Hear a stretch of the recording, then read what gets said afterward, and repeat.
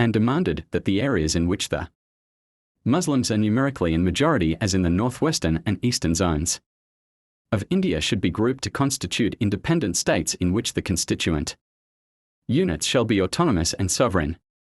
7 years later, Pakistan was born. Although it was, as Jinnah complained, a moth-eaten state with far less territory than its supporters had envisaged. It was created in 2 wings, West and East Pakistan, separated by 1 mile of Indian territory. The great provinces of Punjab and Bengal had been split apart, and at least 1 million people died in the tide of migration as Muslims moved into Pakistan, and Hindus and Sikhs fled to India. I had an uncle in the Pakistani army who was protecting the Punjab border crossing at the time. He always said that the bloodshed he saw during those 6 weeks was worse than anything he had seen in 4 years of fighting against the Japanese on the Burmese front in the Second World War. He was appalled by the butchery, from which not even women or children were spared. Estimates of the numbers who died range from 200,000 to over 1 million. More than 12 million were made homeless by the act of partition and had to travel long distances to settle in new parts of the country. And vast refugee camps sprang up as a result. Families and communities were devastated as those widowed and orphaned in the slaughter had to take what was left of their belongings on a voyage to a new part of the country, where they would be unknown and often unwanted.